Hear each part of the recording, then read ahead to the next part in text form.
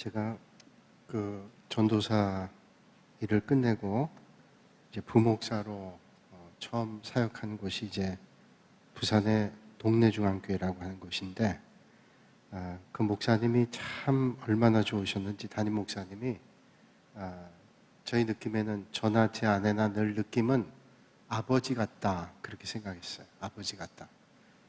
또 저희 아버지 연배하고 똑같으셨어요. 그래서 아버지 같다, 그냥 대하는 것도 그냥 아버지 같아요. 담임 목사님인데 아버지 같다, 그런 생각을 늘 가지고 있었던 목사님이에요. 늘 뵐 때마다 그냥 따뜻한 그 말 한마디, 뭐 많은 말씀 안 하시는데 그냥 그 말 한마디가 아버지 같다는 그런 생각 가지고 그저 아버지처럼 그렇게 섬기면서 목회를 했는데, 그 목사님이 제가 부임하고 딱 49일 만에 하나님 부름 받으셨어요. 제가 섬기던 교회 바로 앞에 아파트가 있었는데 저희 집 그 사택에서 예배당이 다 보입니다. 그 목사님이 세상 떠나고 난 다음에 예배당을 보는데 얼마나 빈 것 같은지, 예배당이 텅 비어있는 느낌이에요. 물론 하나님의 교회가 비어있을 리 없겠지만 그토록 저도 그랬는데 얼마나 오랫동안 함께 믿음 생활했던 교우들이 마음이 허전했겠어요. 어떤 권사님은 그 목사님 책에 붙어있는 사진을 오려다가 성경책 앞에 붙여놓고 목사님들 뵙고 그랬대요. 그걸 뭐 우리가 신학적으로 이단이다 아니다 얘기할 것 없이 그렇게 사랑하고 존경하고 존중했던 그런 목사님이죠. 그 목사님이 심장이 좋지 않으셨는데 교회에서 몇 번 쓰러지셨어요. 그랬다가 이제 다른 교회 위임식을 갔다가 설교 중에 쓰러지셨는데 결국 하나님의 부름 받았어요. 교회에 있을 때는 의사분들이 여러분들이 있어서 심장이 안 좋은 걸 알아서 응급조치를 바로 했는데 다른 교회에서 위임식 할 때는 너무 당황스러우니까 거기 와 있는 분들도 그 조치를 못했던 거예요. 그래서 응급조치가 안 돼가지고 하나님 때가 되셔서 부르셨겠죠. 그 목사님이 생각할 때마다 그런 생각이 들어요. 목사님께서 늘 하시는 말씀이 나는 목회자로서 강대상에서 설교하다가 하나님 앞에 부름받아야 되겠다. 그런 영광이 얼마나 크겠는가. 그러면서 늘 말씀하셨어요. 교인들이 말씀하기를 목사님은 말씀하신 대로 설교하시다가 하나님 앞에 부름받았다. 그걸로 위로함 받지만 얼마나 큰 마음의 아픔이에요. 울산에 있는 교회 가서 위임식 하면 설교하다가 돌아가셨기 때문에 위임식 설교에서 영상이 다 찍혀 있었습니다. 그래서 장례식 날 목사님 설교 중에 하나님 부름받는 장면을 모든 교우가 함께 보고 함께 위로를 나눴어요. 그 목사님께서 돌아가시고 난 다음에 유족들이 책을 엮어냈습니다. 목사님 유고 설교집, 그리고 또 그동안의 글들 가운데 일부를 발췌해서 책에 냈는데 본향을 향하여 하는 그런 책 제목이었어요. 그 책에 목사님께서 경험했던 얘기가 나와 있는 걸 제가 봤는데, 목사님께서 심장 때문에 쓰러져서 병원에 입원했는데 응급실에 갔을 때 의사분이 그러더랍니다. 의사분이 따라오신 사모님께 지금 목사님은 의식이 없는 상태예요. 그래서 사모님에게 그런 말씀하셨답니다. 목사님 이제 어려울 것 같습니다. 사모님 마음의 준비를 하시고 우리 천국 환송을 준비해야 되겠습니다. 그렇게 말씀하셨대요. 근데 그때 병상에 누워 계신 의식이 없던 목사님은 그걸 다 들었답니다. 책에 나중에 쓴 거예요. 그리고 다시 소생하셨는데 다 듣고 있었대요. 그래서 사모님이 너무 마음이 아파할 것 같아가지고 나 안 죽었어요, 이 얘기를 하고 싶은데 말이 안 떨어지는데 의사분이 얘기하는 게 다 들리더라고요. 그러면서 목사님께서 책에 그렇게 썼어요. 사람이 마지막 순간까지도 그 기능이 남아있는 거는 귀더라. 그렇대요. 귀. 그래서 제가 깨달았어요. 우리가 천국에 임박한 분들에게 마지막 순간까지 우리가 말씀을 전하고 찬송을 불러드리는 게 너무 중요하다. 제가 장례식 가면 그렇죠. 유족들에게 제가 그런 말씀 드립니다. 유족들이 아니네요. 그러니까 위독한 분들 병원에 가면 그렇게 말씀드려요. 이제 어렵다 병원에서 그러면 우리는 언젠간 다 하나님 앞에 가야 될 존재니까 마지막에 우리가 영적인 승리를 해야 되니까 마지막 순간까지 꼭 찬송을 불러드리세요. 또 기도해 주시고 찬송을 틀어드리고 설교 말씀 들려주시고 마지막 순간에 마귀가 우리의 영혼을 빼앗으려고 해도 하나님의 말씀과 찬송이 지켜주실 거라고 그렇게 말씀드려요. 마지막까지 귀가 살아있으니 드릴 거 아니에요. 하나님의 말씀을 듣고 또 찬송을 부르면서 하나님 앞에 갈 수 있다는 게 얼마나 큰 위로가 돼요. 자, 살아있을 때는 들을 수 있고 그리고 마지막까지 깨달을 수 있을 거예요. 의식이 거의 없는 순간에도 마지막까지 귀가 열려 있다 그러니까 그 근거에 의하면 아마 그럴 겁니다. 그런데 죽고 난 다음에는 어떻게 될까요? 죽고 난 다음엔 모든 기능들이 없어지겠죠? 죽고 난 다음에 뭐 피부 같은 곳은 조금 더 기능이 살아있다고도 하는데 하여튼 의식 속에 있는 귀라든지 눈이라든지 이 기능은 다 없어지게 될 거예요. 죽을 때까지입니다.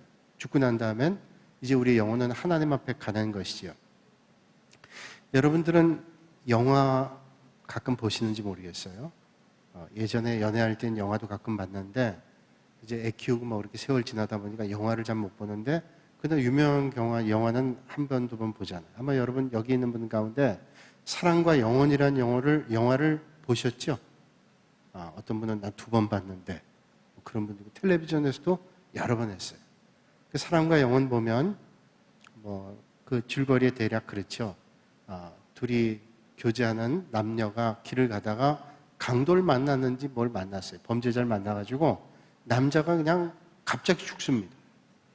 그래서 남자는 그 자리에서 죽고 그 살인범은 도망가는, 강도였는지 뭐 하여튼 그런 사람이었어요. 도망갔는데 그때 그 옆에 있던 여자가 얼마나 놀랬겠어요. 이 남자가 그때 칼에 찔려 죽었나 총에 맞아 죽었나 하여튼 죽었는데 자기는 죽었다는 인식이 안 되는 거예요. 그래서 울고 있는 옆에 있는 아가씨에게 난 죽지 않았다고 그러고 또 자기에게 해코지한 사람을 쫓아갔는데 모르는 겁니다. 알 수가 없는 거예요. 왜? 죽었기 때문에. 그 영혼이 쫓아갔다는 영화죠. 그래서 사랑과 영혼인데 그래서 그 영혼이 가끔 등장하잖아요. 그래서 살아있는 애인에게 등장하기도 하는데 상대방은 모릅니다. 내가 아직도 있다, 여기 있다는 걸 존재를 증명하기 위해서 여러 가지 방법을 써보기도 하잖아요. 그 신학적으로는 전혀 근거도 없고 맞지 않는 얘기예요. 신학적인 얘기를 하는 거 아니니까. 거기서 뭐냐면 자기는 죽었는데 죽었다는 인식이 안 되는 거예요. 그러면서 그걸 깨달아가면서 참 마음이 슬프죠. 아이고, 저렇게 멀쩡하게 살아있던 사람이 죽었어요. 인식하지 못할 정도로. 근데 그 본인의 마음은 얼마나 슬프겠어요. 사랑하는 사람을 두고 떠난다는 슬픔도 컸겠고 그걸 보고 있는 우리를 영화를 보고 있던 사람도 마음이 슬펐어요. 참 너무 슬프다. 그 슬픈 사건이 오늘 사대교회 얘기예요. 사대교회 얘기가 슬픈 얘기입니다. 사대교회 뭐예요? 죽었어요. 죽었는데 살았다고 생각하는 거예요. 살은 줄 알았으나 죽었다는 거예요. 이 사대교회를 한마디로 얘기하면 죽은 교회라는 거죠. 죽은 교회. 살아있지만 죽었다. 이렇게 말씀하고 있어요. 이게 얼마나 슬픈 얘기예요. 나는 살은 줄 알았는데 내 인식 속엔 아직도 살아있다고 생각하는데 주님이 볼 때는 넌 몸뚱이가 있지만 죽었다. 죽었다고 선언하는 거. 얼마나 슬픈 얘기예요. 자기의 모습을 모른다는 것처럼 안타까운 일이 없습니다. 요즘에 치매라고 하는 거 많은 분들이 치매를 앓고 있기도 하는데 치매가 슬픈 일이 뭡니까? 본인도 기억을 잘 못하지만 주변 사람들 알지 못할 때 그 참 슬픈 일이죠. 마지막 순간까지 마지막 알고 있던 분들과 잘 작별하고 떠난다면 좋지만 알질 못하고 떠난다. 참 본인도 그렇겠고 주변에 있는 분도 마찬가지. 저 어떤 때는 같이 얘기하다가도 옆에 앉아 있는데 갑자기 얘기하다가 옆에 앉아 있는 사람에게 언제 오셨어요? 치매. 그러니까 이게 참 슬프고 두려운 얘기잖아요. 여러분 자기의 모습을 모른다. 사대교회가 죽었지만 살아있는 줄 알았다는 거예요. 여러분 정신병이라고 하는 거 뭐 요즘에 웬만한 것도 정신병에 다 포함되지만 정신병이 깊을 때 남들이 걱정하고 본인도 걱정하죠. 그런데 정말로 정신병이 깊어지면 본인이 정신병인지 모르는 거예요. 그래서 다른 사람들이 너무 안타까운 거예요. 자기의 정신의 병이 있는 거를 알질 못해요. 자기는 그러니까 태평합니다. 전혀 문제 없다고 생각해요. 그러나 주변에서 볼 땐 저 병이 깊은데 이렇게 생각해요. 어떤 정신병동에 아주 골치 아픈 사람이 있었다 그러죠. 아침에 눈 뜨면 사람들이 호령을 합니다. 왜 호령을 하냐? 자기는 나폴레옹 장군이라는 거예요. 나폴레옹 장군이라고 주변에 있는 사람들이 다 호령을 합니다. 그래서 아주 피곤한 거예요. 아이고 정신 차려라. 네가 나폴레옹이 아니야. 정신 차리면 정신병원 나갔죠. 정신이 없으니까 거기서 나폴레옹이라는 거 아니에요. 그래서 아주 골치덩어리 환자였는데 하루는 새로운 환자가 들어왔는데 그 나폴레옹을 꼼짝 못하게 하는 정신병 환자가 들어왔어요. 나폴레옹이 내가 나폴레옹 장군이라고 호령을 하니까 그 새로운 정신병자가 네 이놈! 그러면서 내가 언제 이놈아 너를 나폴레옹 장군이라고 명했냐? 라고 얘기했대요. 아주 병이 깊죠? 이 사람은 스스로 자기를 하나님인 줄 아는 정신병자. 그 아주 심각한 거예요. 본인은 모릅니다. 주변 사람 보면 저거 정신병자인데 하는 거예요. 사대교회 뭐예요? 중병에 걸렸습니다. 중병이 뭐예요? 죽었어요. 하나님께 넌 죽었다 그러는데 살아있다고 생각하는 거예요. 이게 참 문제죠. 사대교회의 모습을 보면서 우리는 우리를 돌아봐야 되죠. 오늘 나는 혹시 사대교회의 모습을 가지고 있지 않는가? 내가 살았다 그러지만 내 영적 상태가 죽어 있는 거 아닌가? 내가 또 그런 부분들을 가지고 있지 않는가? 그걸 돌아본다면 우리의 영적 건강을 되돌아볼 수 있는 좋은 시간이 될 겁니다. 근데 사대교회는 도대체 왜 죽었을까요? 소아시아의 여러 교회들이 뭐 건강한 교회도 있고 또 뭐 아픔도 있지만 단점이 있으면 장점도 있고 그런 면들이 있었는데 왜 사대교회는 죽었다고 주님께서 말할 정도로 그렇게 죽게 됐을까요? 편안과 그리고 안일함, 이게 사대 교회를 죽게 했습니다. 편한 걸 즐기고 그저 안일함에 빠져 있는 거예요. 여러분, 영적으로는 긴장 상태가 사라지게 되면 이게 편안한 것 같고 좋은 것 같지만 모르는 사이에 영적인 것들이 점점 소멸될 위기가 있다라는 거죠. 여러분, 살아있다라고 하는 것은, 생명이 있다는 것은 운동력이 있다는 거예요. 살아있는 건 다 운동력이 있습니다.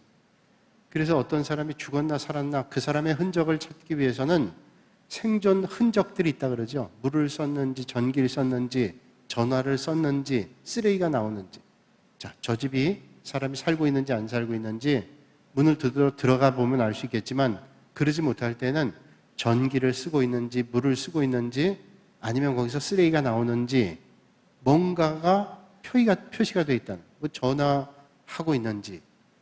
근데 그게 없다면 죽어 있는 거예요. 자, 그렇다면 살아있다라고 하는 것은 생명력이 있다는 거예요. 영적인 것도 마찬가지예요. 살아있다면 생명력이 있는 겁니다. 아프리카에 기근 때문에 어려움 가운데 죽는 사람 많습니다. 거기에 기아들이 많이 있는데 물도 부족하고 그래서 그 물에다가 넣을 수 있는 알약 하나를 넣으면 아이들이 건강하게 물을 먹을 수 있다. 뭐 그렇게 캠페인도 하잖아요. 근데 거기 있는 아이들 이렇게 영상에서 보면 그러잖아요. 애들이 기력이 없습니다. 바짝 말랐는데 기력이 없어요. 애들이 살아있긴 살아있는데 너무 기력이 없어가지고요. 파리가 와서 얼굴에 달라붙어도 파리를 뗄 힘도 없어요. 여러분, 사람이라면 몸에 뭐가 붙으면 그걸 뗍니다. 그렇잖아요? 죽어있는 시체는 파리가 붙든 구더기가 붙든 그거를 뗄 수가 없어요. 죽어있으니까. 근데 살아있지만 기근 가운데 있는 아이들은 빼짝 말란 빼빼 말란 아이들이 그냥 아무 눈동자에 초점도 없어요. 엄마 품에 안겨 있긴 하는데 엄마가 젖을 줄 수가 없어요. 먹을 게 없으니까. 엄마도 뭐 그 영양이 공급이 안 되니까 그러면 어떻게 돼요? 얼굴에 파리가 붙어도 몸에 파리가 붙고 벌레가 끼어도 뗄 힘이 없는 겁니다. 그럼 우리가 그걸 보면서 마음이 아프잖아요. 저건 살아있지만 언제 죽을지 모른다 할 정도로 위기감을 느끼는 그런 생명 상태예요. 사대교회가 그런 상태예요. 병균이 들어와 파리가 붙어 썩은 것이 붙어 있어도 뗄 수가 없어요. 기력이 없어요. 살아있는 것은 생명의 반응이 있게 되는데 그런 반응이 없는 게 사대교회의 현상이었다는 겁니다. 물고기가 살아있을 때에는 물살을 거슬러 올라가잖아요. 살아있는 물고기는 물살을 거슬러 갑니다. 물살을 그냥 떠밀려 내려가는 거는 병약한 물고기나 죽어있는 물고기는 물살에 끌려가지만 살아있는 물고기는 물살을 거슬러 가는 거예요. 영적으로도 마찬가지죠. 우리가 영적으로 살아있을 때는 뭐예요? 영적으로 살아있을 때는 영적 싸움을 합니다. 영적 싸움을 하죠. 그래서 악과 싸우고 유혹과 싸우고 그리고 시험과 싸우면서 믿음의 길을 전진합니다. 근데 이게 살아있지만 죽어있을 때는 어떻게 해요? 유혹에 끌려가고 악에 밀려가고 그리고 시험에 빠져들고 이게 죽어있는 상태, 죽어가는 상태. 살아있으면 거스를 수밖에 없는 거죠. 영적으로도 마찬가지. 영적으로도 살아있고 건강하면 악과 싸우고 시험을 물리치고 그리고 어떤 유혹이 와도 뿌리치는 그런 영적 상태가 되어지게 된다는 겁니다. 그래서 어려움과 싸우는 가운데 우리의 신앙은 더 힘을 얻게 되고 강해지게 되는 거죠. 자, 신앙은 생명력인데 편안하고 안일하게 되니까 이게 활동을 안 하는 겁니다. 생명력이 점점 사그라들기 시작하는 거예요. 쓸데없는 일들에 에너지를 낭비하게 되죠. 중세시대 때 313년에 콘스탄틴 황제가 기독교를 국교로 승인하고 난 다음에 로마에 의해서 이제 교권이 확대되기 시작했습니다. 교권이 확대되니까 교회가 편안하게 됐어요. 자, 그러면 발전하고 성장해야 되는데 이 편안한데 생명력을 잃어가게 되고 쓸데없는 논쟁하게 되죠. 교권 싸움. 누가 우두머리냐? 교권 싸움하고 그리고 또 어떤 싸움이죠? 교리 싸움을 합니다. 그래서 중세 때 교리 싸움 가운데 참 희한한 게 많은데 바늘 끝에는 마귀가 몇 마리나 올라갈 수 있냐? 이런 거. 아니, 그거 궁금할 것도 하나도 없어요. 그런데 그런 것 가지고 논쟁을 하게 됐어요. 그래서 점점 타락의 길을 걷게 되죠. 아무런 어려움이 없을 때 경계를 풀 때 있잖아요.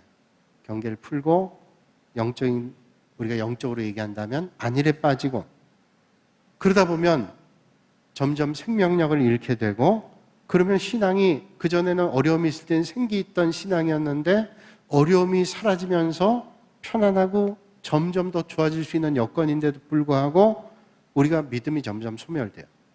영적 거스름이 없으면 자기도 모르는 사이에 점점 영적인 나태함에 빠질 수가 있다라는 거예요. 그래서 경계해야 돼요. 우리 몸이 편해질 때, 모든 면이 편해질 때, 이때 우리가 더 기도해야 된다. 어떤 때는 어려움 가지고 새벽에 나와 기도하게 되잖아요. 하나님, 이 문제를 꼭 해결해야 되겠습니다. 기도할 때 우리는 영적으로 더 건강해져요. 또 힘든 일들 만날 때 안 만나고 싶지만 어떻게 만날 때가 있잖아요. 그러면 그 안 만나는 게 좋지만 그 어려운 문제들이 우리로 하여금 영적 긴장을 가지게 하고 더 영적으로 건강하게 될 때 있어요. 그러니까 우리가 바꿔 생각하면 모든 일들이 편안할 때, 평안할 때, 모든 일이 잘 될 때 하나님의 은혜를 기억하면서 영적 훈련을 게을리하지 말아야 돼요. 안 그러면 우리의 믿음의 실력이 점점 줄어듭니다. 그래서 그런 거 있잖아요. 자기하고 아주 경쟁적인 관계에 있는 사람과 함께 세월을 보내다 보면 둘 다 건강해지는 거예요. 둘 다 좋은 실력 가져요. 그런데 그저 아무런 상대 대적할 만한 사람이 없으면 자기 우물 안에 갇혀 있습니다. 별로 성장하지도 않아요. 영적으로 마찬가지예요. 사대교회는 어떤 면에서 편안함, 안일함 그런 것들에 빠져 있었어요. 그러다 보니까 하나님의 말씀에 대한 사모함도 없었고 점점 하나님으로부터 멀어지게 됐어요. 그래서 너희들이 살아있다고 했지만 죽어있다라고 하는 주님의 말씀을 듣게 됐다는 거예요. 오늘도 이 밤에 여러분 우리가 평안함 가운데 있을 때 감사한 일들이 많을 때 주님 은혜를 기억하면서 하나님 은혜의 자리를 더욱더 사모할 수 있는 여러분들이 되시기를 주님의 이름으로 축복합니다. 이게 정말로 틀림없는 말이에요. 왜냐하면 편하고 모든 게 그럴 때 안일해집니다. 이제는 돼요. 그래서 사회적으로도 분명히 알잖아요. 사회적으로도 우리가 국민소득이 3,200달러가 되면서 신앙이 점점 성장이 멈추기 시작한대요. 10,000달러, 20,000달러 되기 시작하면서 이제는 점점 마이너스. 하나님 없이도 살 수 있는 거예요. 옛날에 어렵고 힘들 때는 하나님 의지하지 않고는 살 수 없는 상황이었는데 모든 여건들이 좋아지니까 또 하나님 없이도 충분히 살 수 있게 된 거예요. 그러니까 이게 어떤 의미에서는 영적 위기잖아요. 일부러 가난하고 힘들게 살 필요는 없지만 그러니까 우리가 잘 될 때 하나님의 은혜를 생각하면서 더 힘써서 믿음 생활하지 않으면 놓쳐버려요. 힘들 때는 그거 붙잡지 않고는 살 수 없으니까 목숨 걸고 붙잡는데 모든 일들이 잘 될 땐 목숨 걸고 붙잡을 이유가 없어요. 그러다 보면 점점 나태해지고 게을러져요. 그러니까 이럴 때 우리가 더 주님을 의지해야 되죠.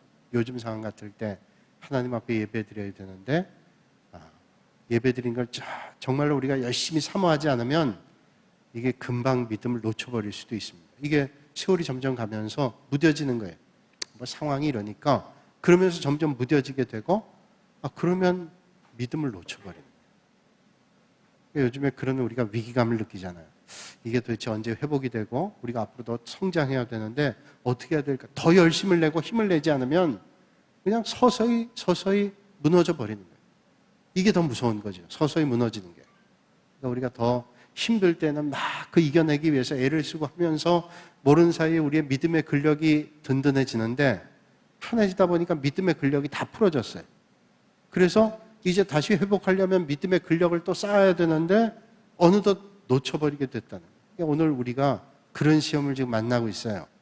우리가 각고의 노력이 없이는 안 될 시대를 만나게 됐어요. 뭐 다 그런데 뭐 상황이 이런 걸 어떻게 하냐? 그러면서 스스로 위안받으면서 하면 안 된다는 거예요. 그런 위기감을 우리가 만나죠. 사대교회가 그런 메시지를 우리에게 주고 있습니다. 자, 오늘 이 밤에 우리의 영적 상태가 어떨까를 살펴보는 거예요. 사대교회는 이름만 있어요. 살았다는 이름만 있을 뿐 실상은 아직 거듭나지 못하고 영적으로 죽은 상태라고 하는 것을 말씀하고 있습니다. 성령이 없어요. 성령님의 역사하심 가운데 있어야 되는 성령이 없고 하나님의 말씀이 없기 때문에 점점 죽어갔다는 거예요. 자, 이런 절망의 상황 가운데도 하나님은 사대교회를 향한 기대와 그리고 명령이 있습니다. 사대교회는 이제 살았지만 죽었으니 그걸 포기하시는 게 아니에요. 하나님은 그러나 거기에도 기대가 있어요. 하나님은 기대를 가지고 계세요. 자, 오늘 본문 2절과 3절 한번 보세요. 제가 읽어드리겠습니다. 2절과 3절 어떤 기대를 가지고 계시는가.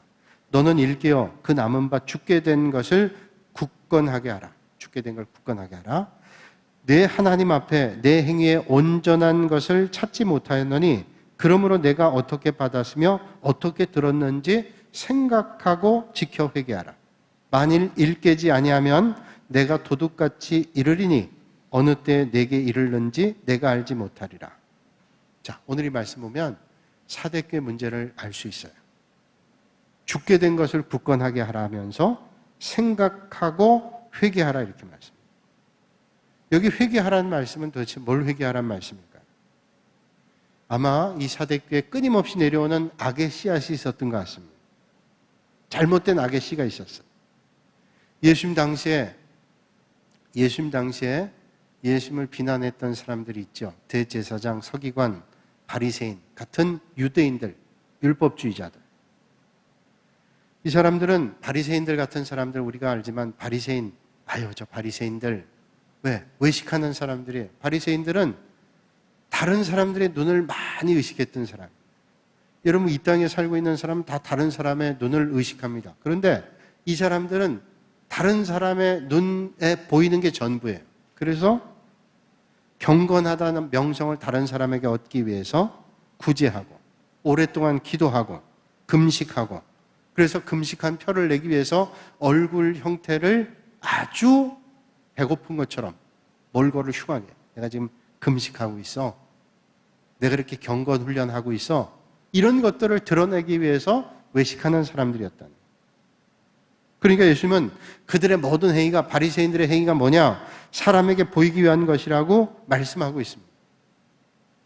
사대교의 겉모습이 그랬다는 거예요. 지금 속은 썩고 있는데 그 겉에는 살아있다고 착각하고 있다는 거예요. 그때 예수님께서 바리새인들 향해서 마태복음 23장 27절로 28절에 이렇게 말씀하죠.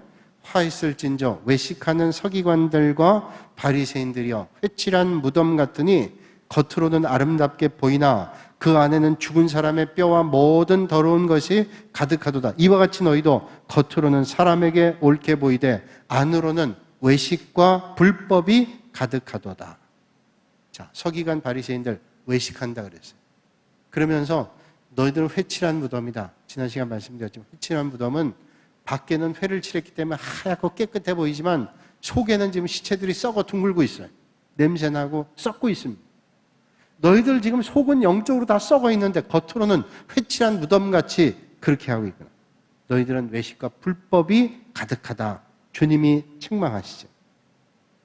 사도 바울은 초대교회 경건의 문제를 뭐라고 말씀하는가 하면 디모데후서 3장 5절에 말씀하죠. 경건의 모양은 있으나 경건의 능력은 부인한다. 경건한 것 같이 보여요. 그런데 그 내용이 없어요. 그 외식이죠. 경건이 밖으로는 경건해 보이지만 안에는 경건이 없다. 무서운 얘기입니다.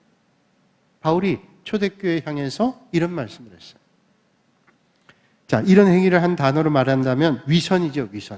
위선, 외식. 이 위선, 외식이란 단어를 휘포크리테스라는 말로 얘기합니다. 휘포크리테스, 헬라어로 외식한다는 거. 그 외식한다, 위선이란 말은 어떤 의미를 가지고 있냐면 가면을 뒤집어 쓰는 거예요. 가면.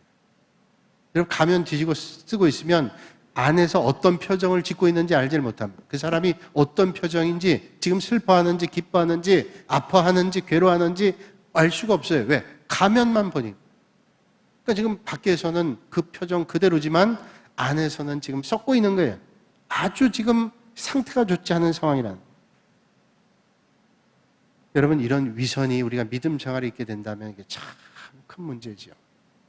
우리가 이 세상에 살면서 그런 부분이 전혀 없을 수는 없을 거예요. 그러나 거기에만 우리가 매몰되어 있으면 우리 믿음 생활이 정말로 올바르지 않은 믿음 생활이 되게 되는 거예요. 그러니까 우리 하나님 앞에 올바른 믿음 생활이 있게 되지 않으면 사대교회 같은 책망을 우리는 받을 수 있다는 겁니다. 그런데 주님께서 남아있는 자들을 통해서 기대하고 계세요. 자, 이 사대교회에도 남아있는 사람들이 있습니다. 사대교회에 왜 기대를 갖냐? 지금 다 썩어 냄새나는 상황이지만 그 안에도 그 어려움 가운데도 믿음을 지키는 사람들이 있었다는, 그런 사람들에게 말씀해요. 생각하고 회개하라고. 그들을 통해서 믿음의 역사들이 일어나기를 원하고 계시다는 거예요. 은혜의 삶을 산다는 건 뭐예요? 내가 은혜로운 삶을 산다는 것은 매 순간 영적 긴장감을 가지고 살아가는 거예요. 영적 긴장을 경험한 사람들에게 하나님이 주시는 때때로 주시는 평안과 기쁨이 있어요. 은혜 생활한다는 것은, 내가 은혜 받는 믿음의 생활한다는 것은 그저 예배당 나오면 기쁘고 즐겁기만 하냐? 그렇지 않을 때도 있죠. 예배당 나왔는데 시험 들기도 하고 어려움 만나기도 해요. 그러니까 팽팽한 영적 긴장을 갖지 않으면 안 돼요. 모든 것이 된 것 같았는데 이제 뭔가 보일 것 같은데 시험이 오기도 하고 어려움이 오기도 하고 그럴 때 또 우리가 긴장하게 돼요. 근데 그걸 통해서 우리의 믿음이 건강해지는 거예요. 그래서 믿음 생활은 날마다 노력해야 돼요. 날마다 힘써야 돼요. 내 힘만으로 안 됩니다. 하나님이 도와주시는 능력을 붙잡고 하나님이 도와주시는 능력으로 살아가지 않으면 안 돼요. 나는 믿음 생활 잘했기 때문에 시험이 오지 않는다, 어려움 오지 않는다. 그렇지 않을걸요. 나는 영적 훈련을 많이 했기 때문에 그렇지 않아요. 저도요. 어떤 때는 시험 올 때 있어요. 자꾸 마음이 약해지고 힘들 때도 있어요. 그건 누가 줘요? 마귀가 자꾸 힘들게 하는 겁니다. 눈에 보이는 것만 전부라고 생각하게 하고 낙심하게 하는 거예요. 그렇지 않아요. 눈에 보이는 게 아니고 보이지 않는 영원한 것이 있다고 주님 말씀하기 때문에 우리는 보이지 않지만 볼 수 있는 영적 눈을 가지고 오늘도 믿음의 길을 걷는 거예요. 믿음은 오늘을 보면서 내일을 보는 거예요. 오늘만 보지 않고 내일을 보는 겁니다. 그 믿음의 소망을 가지는 거예요. 그 하나님의 역사를 기대하면서 믿음의 길 가요. 아브라함은 지금 자식도 없는데 하나님께서 하늘의 별처럼 많은 자식 주겠다. 그리고 지금 땅도 없는데 많은 땅을 주시겠다. 안 보여요. 그러나 하나님의 말씀을 붙잡고 믿음의 길을 가는 거예요. 그러니까 나중에 그걸 볼 수 있는 거예요. 그래서 날마다 하나님의 말씀을 붙잡고 믿음의 길 경주하는 겁니다. 오늘을 살지만 내일을 기대하고 하나님의 인도하심을 바라보고 믿음의 길을 가는 거예요. 그러니까 여러분, 우리가 힘들다 할지라도 오늘도 주님 바라보고 힘써 살아가는 거예요. 그 하나님의 역사를 보는 거죠. 그래서 주님을 믿는 사람은 오늘 살지만 내일 하나님의 역사하실 걸 보고 나가면 그게 먼 것 같아도 금방 하나님의 역사 일어나요. 하나님이 하시기 때문에. 우리가 믿음 생활하면서 뭐 힘든 일 많아요. 시험도 오고 갈등도 오지만 우리가 또 주님 섬기면서 힘써야 될 것들이 많이 있잖아요. 시험이 오기도 하고 내가 어렵기도 해요. 그러나 하나님을 믿으니까 하는 거잖아요. 하나님 믿으니까. 자, 우리가 예배 생활도 하고 헌금 생활도 하고 섬기고 봉사해요. 자, 이게 뭐 그렇게 하면 뭐 교회에서 월급을 주기래요. 무슨 보수를 주기래요. 칭찬하기래요. 뭐 칭찬 받을 때도 있지만 열심히 하는 사람을 비난할 때도 있잖아요. 그러나 내가 사람의 비난 때문에 포기한다거나 사람이 칭찬하는 것 때문에 그 일을 한다 그러면 아마 금방금방 마음이 바뀔 거예요. 칭찬하면 좋았다가 비난하면 힘들 거예요. 그러나 우리는 우리의 눈을 하나님께 고정하면 이게 주님께서 기뻐하신 일이라 그러면 힘들어도 하는 거죠. 그러면 가는 거예요. 오늘 아까 낮에 저희 신학대학원 동기들이 카톡방이 있는데 그 카톡방에 어떤 분이 장문의 문자를 보냈어요.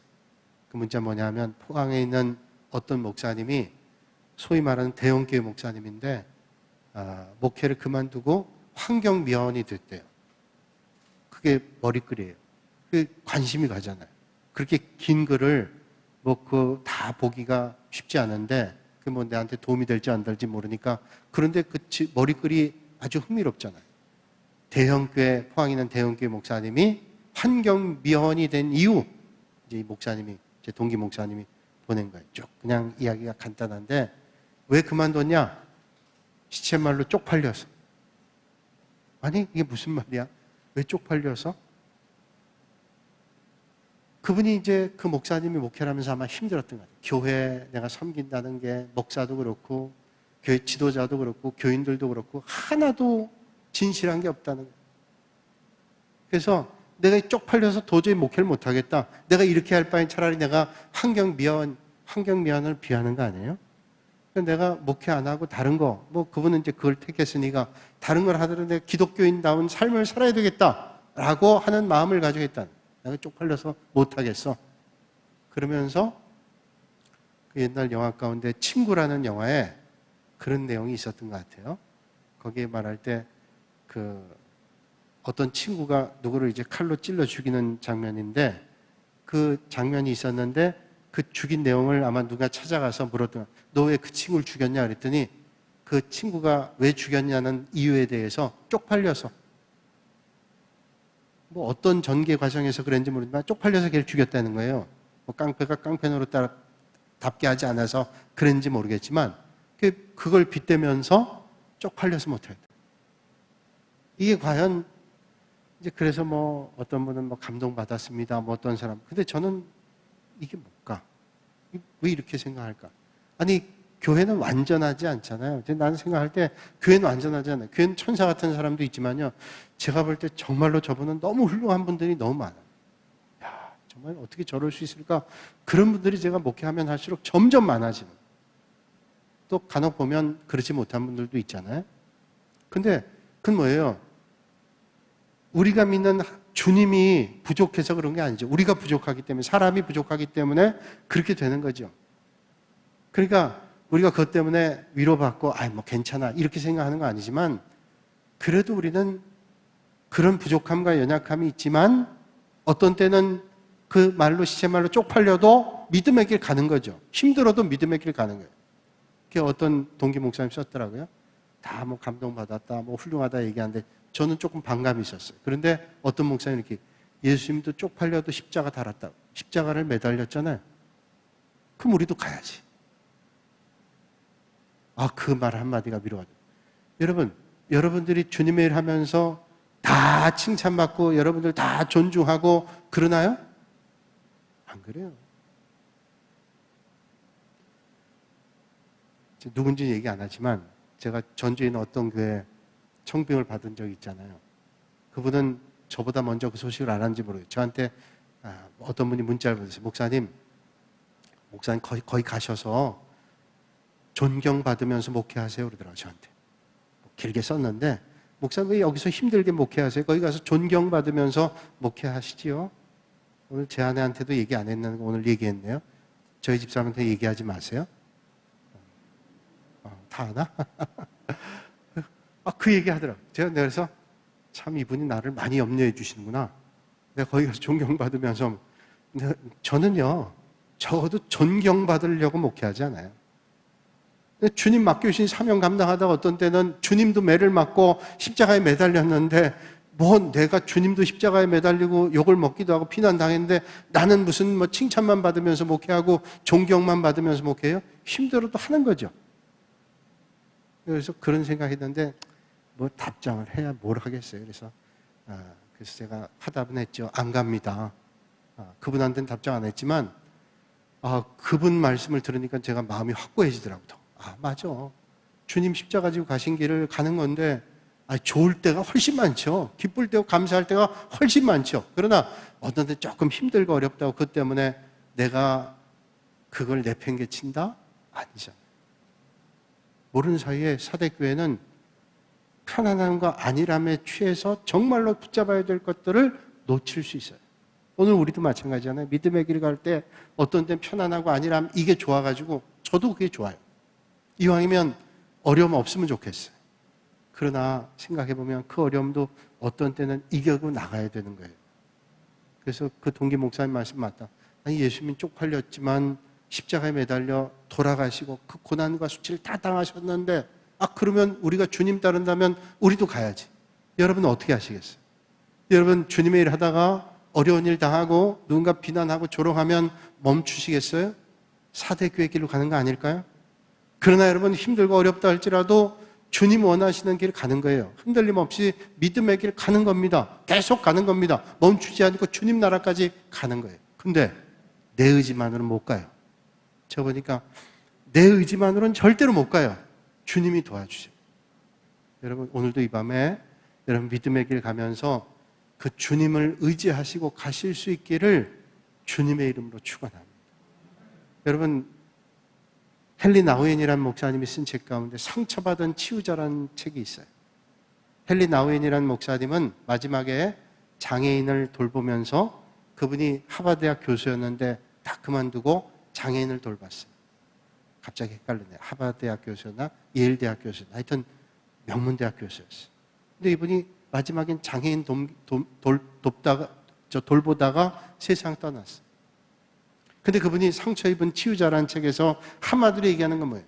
본인도 상처를 입었대요. 그런데 내가 상처를 입었지만 또 상처받은 사람을 치유하기 위해서 오늘도 믿음의 길을 걷는다. 그렇죠. 우리는 상처받고 상처를 주기도 합니다. 그러나 주님을 붙잡고 주님이 나에게 은혜 베풀어 주셔서 상처를 또 싸매 주시잖아요. 그 상처 싸매 주시는 그 은혜를 붙잡고 또 상처를 치유하러 나가는. 오늘 여러분 사대교회를 통해서 주님 우리에게 말씀하세요. 평안과 안일이 좋지만 오늘 우리가 맡겨주신 일들을 감당하면서 주님 바라보고 믿음의 길을 잘 걸으면 하나님께서 은혜 베풀어 주실 줄로 믿습니다. 이제 한마디만 말씀드리고 마칠게요. 지난주에 우리 필리핀 돕는 선교사님이 아팔라야라는 지역에 교회를 이제 세웠대요. 교회 건축을 마무리했대요. 이제 마지막 마무리만 하면 되는 거예요. 근데 지금 코로나19 상황인데 저는 건축이 계속되기가 쉽지 않으리라 생각했는데 계속 건축이 됩니다. 또 정말로 우리 교회 교우들이 얼마나 많은 분들이 기도해 주시고 정말로 많이 기도해 주셨어요. 또 기도해 주셨을 뿐 아니라 협력해 주시고 우리 교회에서도 그리고 끊임없이 그게 다 된 거예요.